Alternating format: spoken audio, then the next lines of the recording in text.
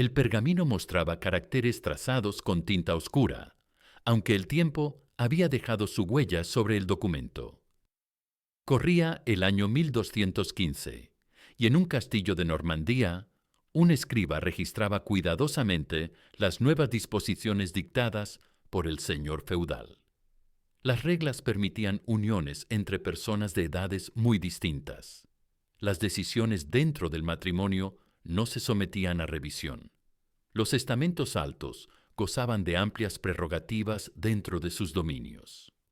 Todo estaba enmarcado en la legalidad de la época. Los registros históricos nos muestran una realidad profundamente distinta a la actual. Muchos comportamientos que hoy serían impensables, entonces eran aceptados como parte del orden establecido. Este no es el relato de un caso aislado, sino el reflejo de un modelo social que perduró durante siglos, en el que se institucionalizaron dinámicas de poder desiguales. Para comprender cómo ciertas prácticas llegaron a formar parte de la vida cotidiana, es necesario volver a un tiempo en el que las leyes se escribían al amparo de los altares, y la justicia se interpretaba desde los valores dominantes de la época. En la plaza del mercado de París, en el año 1287, se comerciaba con especias, telas, ganado y también con futuros acuerdos matrimoniales. No en sentido figurado, sino como práctica aceptada. Era posible que un carnicero adquiriera una res en la mañana y concertara un matrimonio por la tarde, incluso con una joven aún en la infancia. El valor del acuerdo variaba según distintos factores, incluyendo la edad. María de Bretaña tenía 9 años cuando fue comprometida con un hombre de 43. El contrato estipulaba que la convivencia conyugal se postergaría hasta que ella alcanzara cierta edad, aunque estas condiciones muchas veces no se cumplían al pie de la letra. Los matrimonios tempranos no eran vistos como excepciones, sino como parte integral del sistema feudal. Las jóvenes eran consideradas elementos clave en alianzas familiares y patrimoniales. Desde su nacimiento, su destino era decidido por otros. La institución eclesiástica, lejos de oponerse, regulaba estas prácticas estableciendo edades mínimas, 7 años para el compromiso formal y 12 para la vida conyugal. No obstante, la flexibilidad en su aplicación era común. En 1347, durante la peste negra, este tipo de acuerdos aumentó. Muchas familias, enfrentadas a la miseria, buscaban asegurar el futuro de sus hijas mediante uniones que garantizaban protección o recursos. Catalina de Valois fue comprometida con el rey Enrique V cuando tenía 13 años. Isabel de Francia fue unida en matrimonio con Ricardo II a los 6. Margarita de Francia fue enviada a Inglaterra para casarse con Eduardo I cuando tenía apenas 3. No siempre se trataba de sentimientos ni de diplomacia. Era una estructura social que normalizaba estas prácticas, muchas veces legitimadas por tradiciones y avaladas por autoridades religiosas. Hoy, esos mismos actos serían juzgados bajo estándares legales completamente distintos. Las leyes actuales priorizan la protección de la infancia y condenan con firmeza cualquier acción que atente contra su integridad y dignidad. Ya no era niña, ya no era virgen, ya no era humana. Solo un objeto con piernas que había cambiado de dueño. La noche de bodas de Leonor de Castilla comenzó con rezos y terminó con gritos que los muros del castillo no pudieron silenciar. Su esposo, Fernando de León, creía firmemente que Dios le había otorgado no solo una esposa, sino un cuerpo sobre el cual ejercer cualquier violencia que deseara. Y la ley le daba la razón, sin consentimiento, sin ternura, sin piedad. El matrimonio medieval era una transferencia de propiedad donde la mujer pasaba de ser propiedad del padre a propiedad del esposo. Los códigos legales de la época eran explícitos. La esposa debe al marido el débito conyugal en todo momento y circunstancia. No había excepciones por enfermedad, embarazo o simple agotamiento. El cuerpo femenino era un territorio ocupado donde el esposo tenía derechos absolutos. Blanca de Navarra escribió en su diario personal que su marido la visitaba como un animal a otro animal, sin palabras, sin caricias, solo con furia. Estas líneas, descubiertas siglos después, revelan una realidad que las crónicas oficiales maquillaban con eufemismos románticos. La violación marital no solo era legal, era obligatoria. Las esposas que se resistían podían ser golpeadas, encerradas, privadas de comida. Los manuales de confesores incluían secciones específicas sobre el deber de corrección del esposo hacia la esposa desobediente. Agnes de Montfort fue prestada por su marido a un aliado político durante 3 meses, como parte de un acuerdo comercial. Cuando regresó, estaba embarazada. Su marido la aceptó de vuelta sin problemas. El niño también le pertenecía. La Iglesia no solo permitía esta violencia, la santificaba. San Tomás de Aquino escribió que la mujer está naturalmente sujeta al hombre. Cualquier resistencia era pecado. Hoy, cada uno de esos maridos sería procesado por violación agravada, secuestro, tortura psicológica. Pero durante siglos, el violador tenía nombre: esposo. La campana de la iglesia acababa de anunciar el fin de la ceremonia cuando el conde Raymond de Toulouse se acercó a la recién casada. No venía a ofrecer buenos deseos, sino a ejercer un privilegio que, según las costumbres feudales, le correspondía por derecho.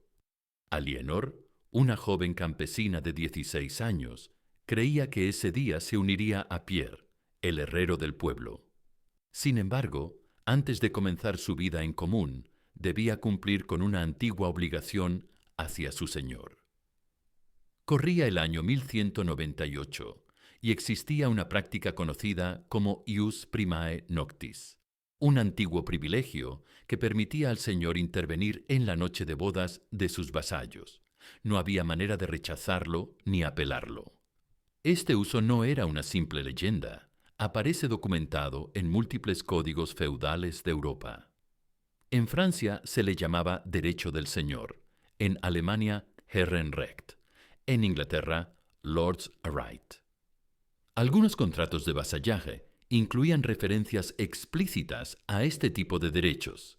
En ciertos territorios, el señor podía ejercerlos directamente o delegarlos en sus descendientes. Incluso se sabe de casos donde dicho privilegio era transferido mediante pago o subasta. Las formas de aplicación variaban. Algunas figuras notorias del período imponían condiciones especialmente severas. La autoridad religiosa de la época no solo toleraba la práctica, sino que, en ocasiones, la justificaba como parte del orden social establecido. Hoy en día, estas acciones serían consideradas totalmente inadmisibles y juzgadas con severidad. Pero durante siglos, este sistema formó parte de una estructura que colocaba el poder por encima del consentimiento. En el año 1347, en la ciudad de Valencia, se encontraba un edificio con una placa de bronce en su entrada que rezaba: Casa Municipal autorizada por el muy ilustre Ayuntamiento. Este espacio no era clandestino ni desconocido para los ciudadanos. Era una institución reconocida y supervisada directamente por las autoridades locales. El establecimiento acababa de recibir una nueva incorporación de trabajadoras jóvenes, provenientes en su mayoría de familias con pocos recursos en la periferia. Su función no era informal ni fuera de la ley. Se consideraban empleadas públicas, integradas al sistema bajo la administración del ayuntamiento. Esta práctica no se ocultaba, formaba parte de las políticas municipales del momento, sin disimulo, sin controversia visible. Los gobiernos locales regulaban estos espacios como si se tratara de mercados, con registros oficiales, revisiones médicas, normativas claras y precios fijados por ordenanza. Las ordenanzas de Barcelona de 1392, por ejemplo, estipulaban que las casas debían contar con personal femenino joven, con edades no superiores a cierto límite, y bajo determinadas condiciones establecidas por el municipio. Para su funcionamiento se designaba un responsable administrativo conocido como el padre de la casa, cuya labor era supervisar el funcionamiento, organizar el personal y garantizar el cumplimiento de las normas. Los mecanismos de ingreso a este servicio variaban. Algunas jóvenes eran asignadas por la autoridad en ausencia de tutores legales. Otras eran ofrecidas por sus familias como parte de acuerdos económicos, y también existían disposiciones judiciales que permitían su incorporación como alternativa a ciertos castigos o deudas. Un ejemplo documentado es el de Teresa de Murcia, quien fue registrada oficialmente como parte del personal del establecimiento a los 13 años. Su incorporación figura en los archivos históricos con el mismo tono administrativo que cualquier otro trámite estatal. La clientela no era marginal ni clandestina. Estaba compuesta por personas comunes del tejido urbano, artesanos, comerciantes, clérigos e incluso miembros de la nobleza menor. En muchas ciudades, los ingresos generados por estas casas representaban entre el 15% y el 20% del presupuesto público. El respaldo institucional también incluía cierta aceptación religiosa. Algunos teólogos de la época justificaban su existencia como una forma de canalizar necesidades humanas de manera organizada dentro de los márgenes sociales permitidos. Los reglamentos eran detallados, desde la vestimenta que debían usar, colores específicos para diferenciarlas del resto de la población femenina, los días de atención al público, con excepciones religiosas, las tarifas, que variaban según múltiples factores, hasta las sanciones por incumplimiento de las reglas. Algunas ciudades llegaron incluso a diversificar la oferta. Sevilla, por ejemplo, mantenía una casa orientada exclusivamente al servicio de ciertos sectores sociales, mientras que Córdoba estructuraba turnos diferenciados de atención según franjas horarias. Los procedimientos sanitarios, aunque rudimentarios, eran aplicados de forma sistemática. Se realizaban revisiones periódicas por parte de médicos asignados por el municipio. Aquellas trabajadoras que presentaban problemas de salud eran apartadas temporalmente del servicio. Cuando ocurrían nacimientos dentro de estas instituciones, se registraban los casos en los archivos oficiales, y era común que los recién nacidos fueran derivados a orfanatos o casas de acogida. Algunas empleadas regresaban a sus funciones tras un breve periodo de recuperación. En ciertos momentos, especialmente durante crisis sanitarias, el sistema comenzó a presentar dificultades económicas. La expansión de enfermedades infecciosas y los costos médicos asociados provocaron que muchas ciudades reconsideraran la viabilidad de mantener estas casas bajo administración directa. Hacia el siglo XVI, muchas de estas instituciones cerraron, siendo reemplazadas por alternativas privadas que operaban fuera del ámbito estatal. Sin embargo, algunos modelos heredados continuaron bajo otros nombres, como las casas de acogida, donde menores sin familia recibían una formación que incluía diversas tareas asignadas por las autoridades. Desde la mirada actual, cualquier participación de entidades públicas en este tipo de estructuras sería condenada de forma contundente. Las leyes contemporáneas no solo prohíben estas prácticas, sino que las consideran delitos graves con penas severas para todos los involucrados. Pero durante siglos este sistema funcionó con respaldo legal, participación institucional y normalización social. Las trabajadoras eran funcionarias, los clientes, ciudadanos comunes, y los administradores, servidores del Estado. Los usuarios de estos establecimientos no pertenecían a los márgenes de la sociedad. Eran parte del núcleo urbano, comerciantes, artesanos, miembros del clero, funcionarios y nobles de menor rango. Los libros de contabilidad municipales revelan que los ingresos generados por estas casas representaban entre el 15% y el 20% del presupuesto de muchas ciudades. El modelo era tan rentable que pocos se detenían a cuestionar su legitimidad. La actitud de las autoridades religiosas también fue ambigua. Mientras se condenaban ciertos comportamientos individuales, en muchos casos se toleraba o incluso regulaba el funcionamiento de estas instituciones como un mal necesario dentro del orden establecido. Algunos pensadores de la época usaron metáforas extremas para justificar esta realidad, equiparando estas casas a mecanismos funcionales del cuerpo político.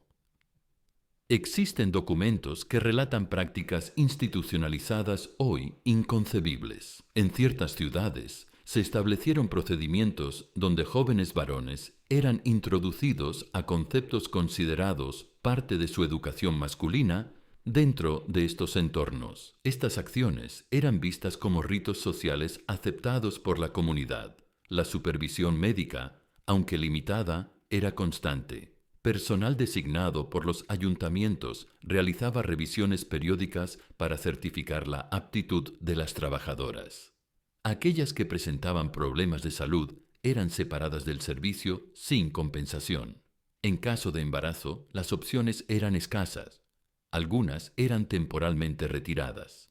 Otras entregaban a los recién nacidos a instituciones de acogida y luego regresaban a sus labores. Catalina de Zaragoza es un caso registrado en los archivos municipales. Se convirtió en parte del personal a una edad temprana. Dio a luz en estas instalaciones y tras un corto descanso fue reincorporada.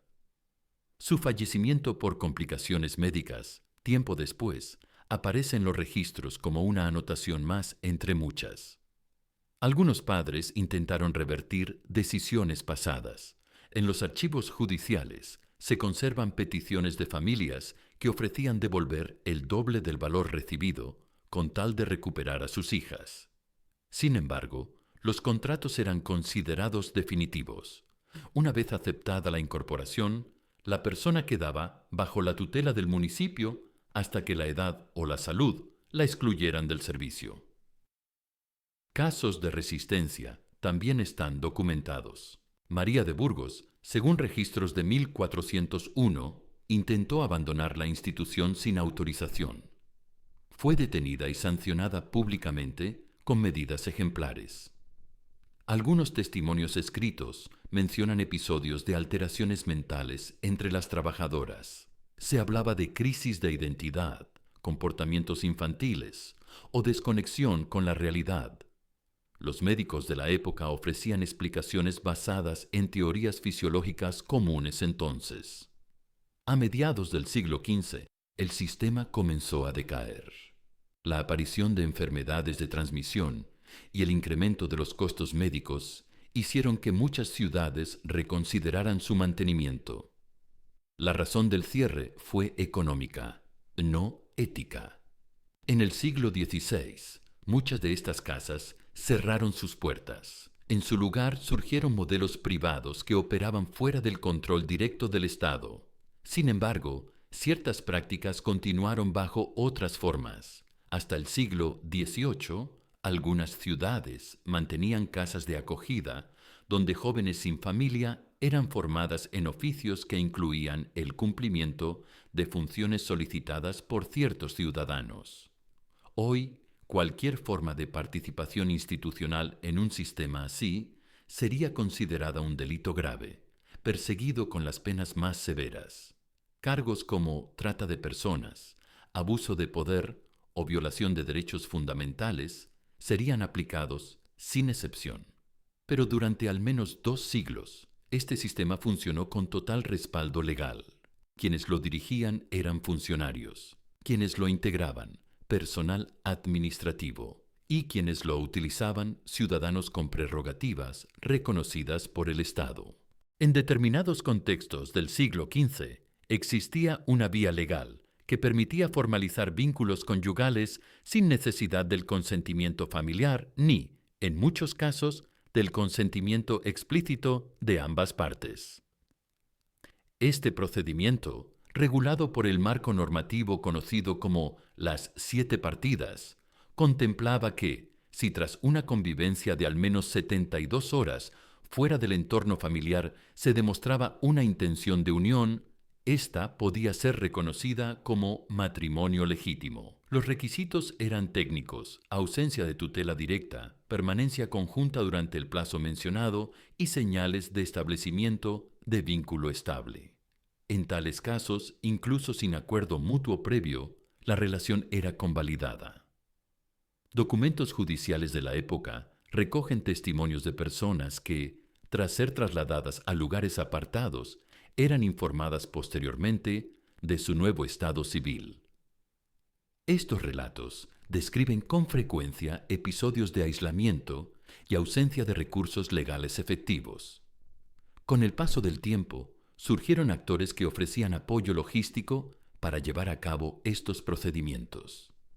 Se habilitaron propiedades alejadas de los centros urbanos y se organizaban servicios integrales orientados a asegurar el cumplimiento de los requisitos legales.